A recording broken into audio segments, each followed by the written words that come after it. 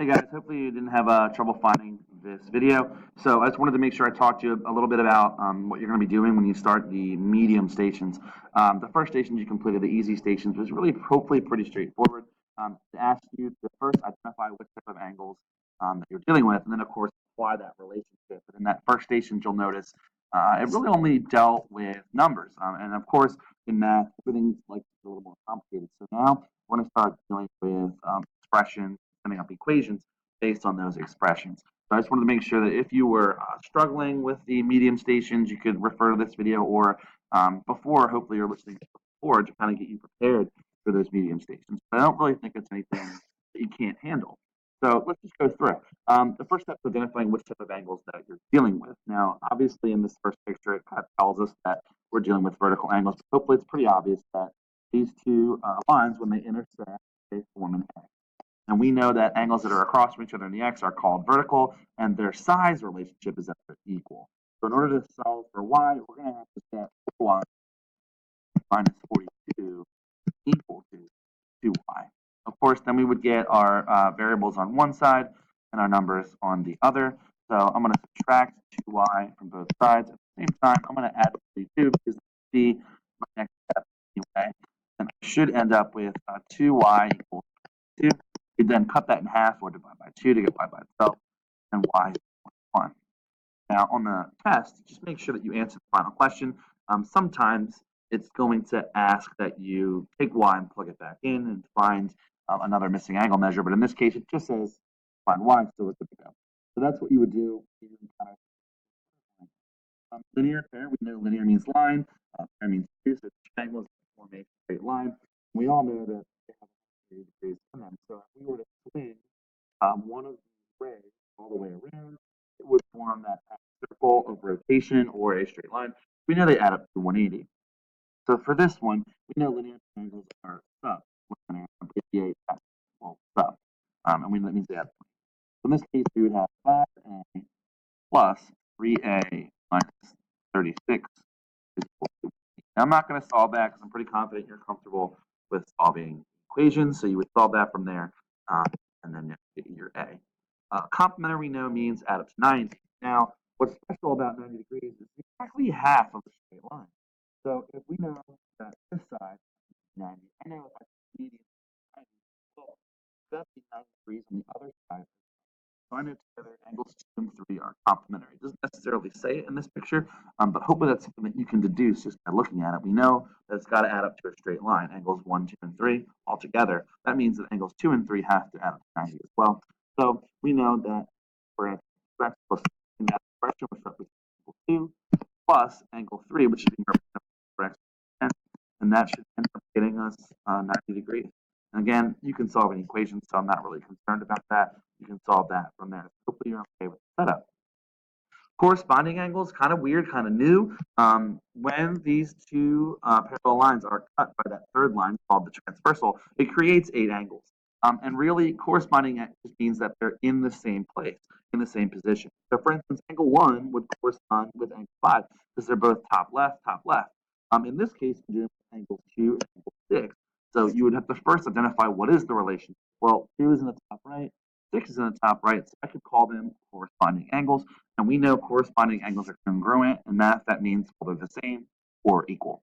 So we're going to end up setting these things equal, which is actually relatively easy if you know what corresponding angles are and you know that size relationship, that they're equal. If you don't know that, it's kind of a tough problem. You're not really sure how to set up these expressions.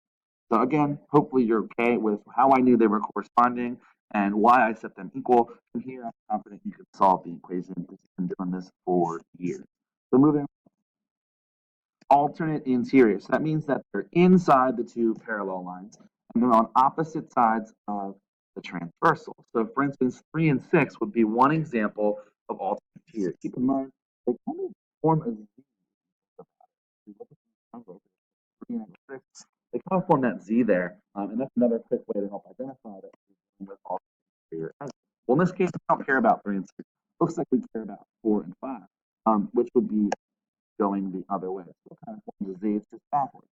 I know that they are alternate interior and alternate interior angles are equal, so I would set these equal. So we have 25x equal to 10x plus 30, and then you would solve from there, get x, plug it back in if necessary. In this case, it actually doesn't specify what it wants us to find, so it looks like we just have to find x. So hopefully you're okay with why I set them equal. Well, because alternate interior are equal to. Therefore, alternate exterior actually follows the same thing, except they're on the outside, right? They're the same side.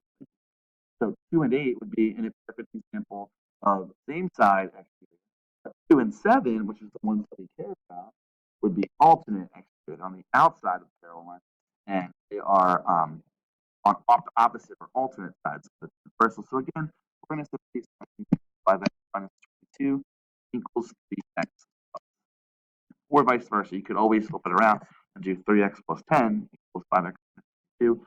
That actually really doesn't matter in algebra. Same side. And one of my clues the other day, if it starts with an S, same side means supplementary. I know that they're going to be supplementary to 80. Same side interior means that they're on the inside of the lines. Same side exterior, which means it's on the outside. But they have the same relationship. They're supplementary out of 280.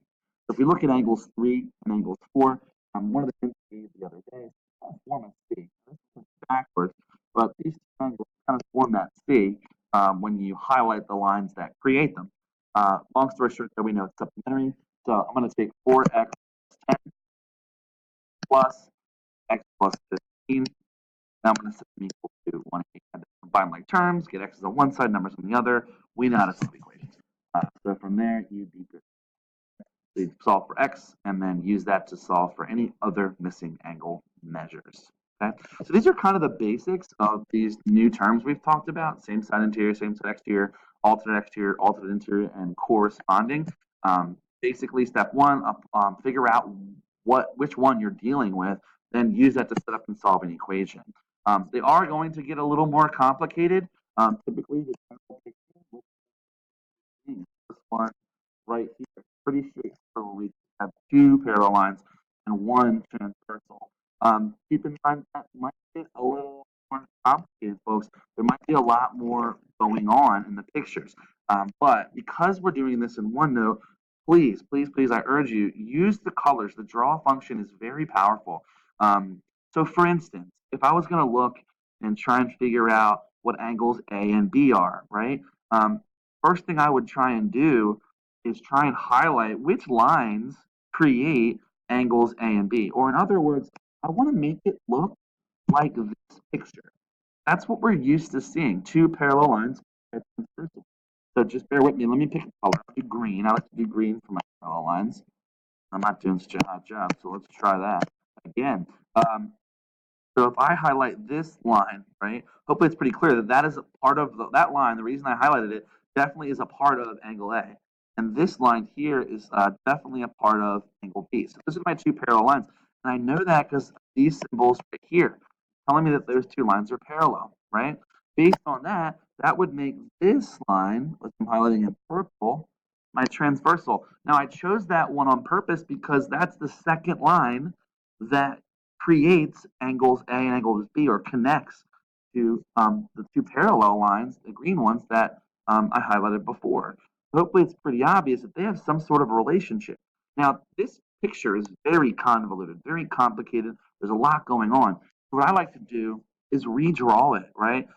We're used to seeing this picture here. So notice I highlighted in green the two parallel lines, and I have the transversals purple. Let me redraw it real quick. Here's my two parallel lines, right? I made my transversal, which is at a slight angle. And to me, it looks like angle A is here and angle B is here. So now that I redrew it, hopefully it's a lot more obvious that these two angles are alternate interior. It may not have been as straightforward to see in the original picture because there's a lot going on. So I strongly suggest you highlight and then kind of redraw it to reference back or refer back to the picture that we're used to. Make your life simpler. This is that skill that that strategy that we talked about called chunking. You're going to break the problem down, a more complex problem, into something simpler. To kind of eliminate some of the background noise by redrawing it off to the side. It's a strong suggestion that I urge that you do. Now, they also told us, if you highlight here, that this angle is 142 degrees. And I know from here that these are going to be supplementary. So if I can figure out what A is, I know angle B should be the same. Why? Because they're alternate interior angles A and B, and alternate interior angles are equal. So what we have to do is take 180 and subtract 142. Well, to get from 42 to 80, I have to add 8, that gets me to 50, and then add 30 more.